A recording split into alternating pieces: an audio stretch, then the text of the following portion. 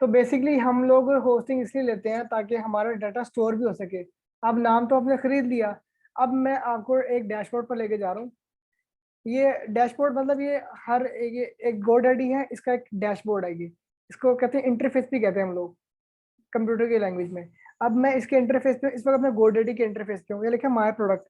My product में जाऊंगा तो मैंने इन लोगों से एक नेम परचेज किया था, sellingcake.com।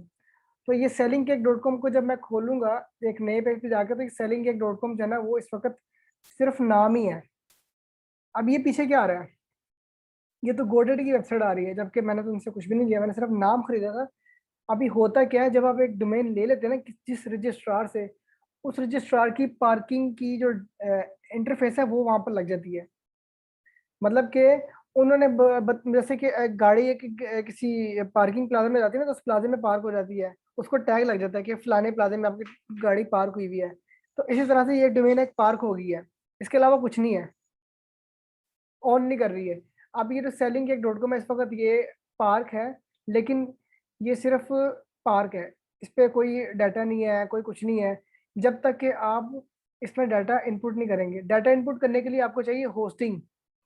होस्टिंग बेसिकली क्या होती है कि आपने एक कंपनी का आपने कंपनी एक फॉर्म कर ली है, सारा कुछ कर लिया, लेकिन कंपनी कंपनी ने जो स्टॉक बाय करना है उसको किसी वेयर हाउस में भी तो रखना है।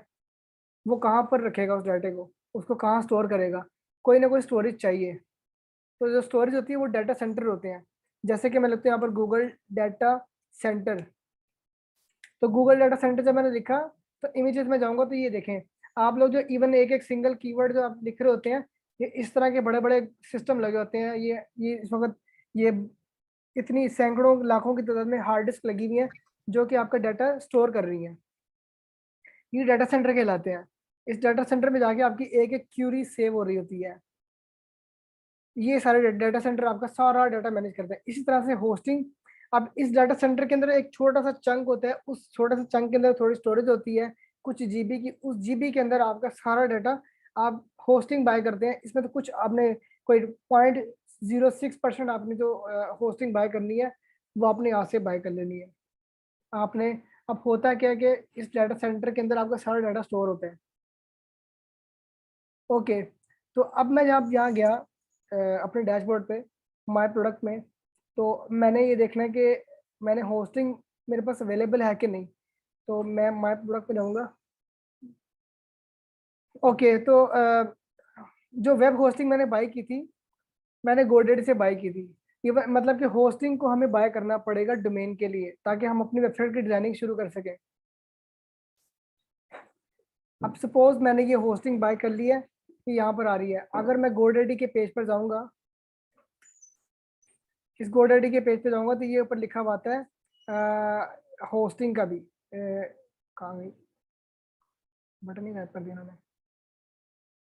ये आ रही है आपकी web hosting, WordPress hosting, web hosting, ये इन्होंने सिर्फ कंफ्यूज किया हुआ है, ये एक ही चीज़ होती है। ये इनके पैकेजेस आ रहे हैं। हमने बेसिकली सबसे पहले क्लाइंट के लिए इकोनॉमी होस्टिंग लेनी है, जो कि वो उसको अब लिखा हुआ है कि इस पे एक वेबसाइट रन होगी और अनलिमिटेड स्टोरेज या डेटाबेस है, ये है वो है। तो ये हमने इकोनॉमी होस्टिंग बाय करनी होती है GoDaddy से या किसी भी वेबसाइट पे जाके। तो जिस वक्त आप GoDaddy पे जाएंगे, वहाँ जाके वेब होस्टिंग में जाएंगे, तो आपको होस्टिंग के प्राइजेस मिल जाएंगे। उन प्राइजेस में से जो आपको पैकेज सूट करेगा, देन उस पैकेज में जाके आपने उस वेबसाइट के लिए अपने होस्टिंग बाय कर लेनी है।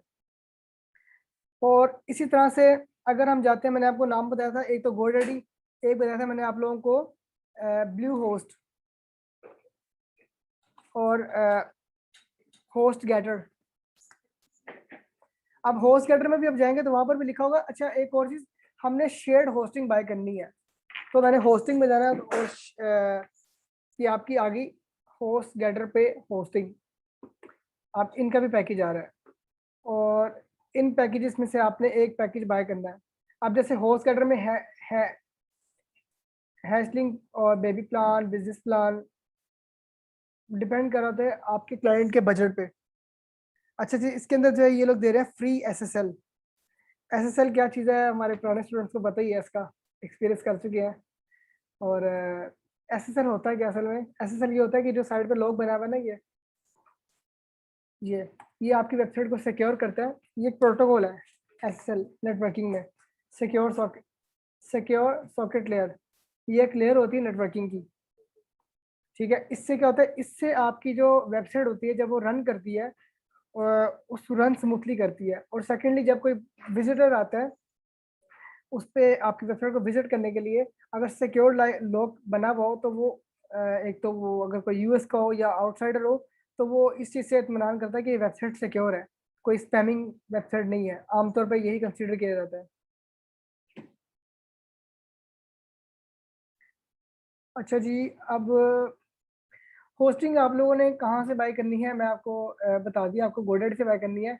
अब आपको मैं थोड़ा सा एक इंट्रो दूंगा कूपन का, कि अब ये देखें, ये प्लान आ रहा है $5 का आ रहा है, तकरीबन के $60-70 बन जाएंगे, ठीक है। और आप लोगों ने क्लाइंट को यही डिस्प्ले दिखाना है, लेकिन बैकएंड पे आपने अपने कूपन यूज करने हैं। कूपन से वो आपकी सेविंग होगी। डोमेन जो आप बाय करते हैं वो कम से कम 1 साल के लिए बाय की जाती है डोमेन। होस्टिंग भी 1 साल के लिए कम से कम बाय की जाती है। और एक और चीज़ बता दूं कि नोट इस चीज़ को कर लें कि जब आप डोमेन एक बार खरीद लेते हैं तो उसको आप कहीं और ट्रांसफर नहीं कर सकते उसके एक्सपायर होने तक। इसलिए आपने जिस जिस भी रजिस्ट्रार से डोमेन लेनी है, आपने पहले देखना है कि उसकी सर्विस कैसी है, वो 24 आवर सपोर्ट कर रहे हैं कि नहीं कर रहे, ठीक है। उस चीज़ को आपने कंसीडर करते हुए आगे डोमेन को बाय करना है, ताकि आप इस चीज़ में इत्मीनान रखें।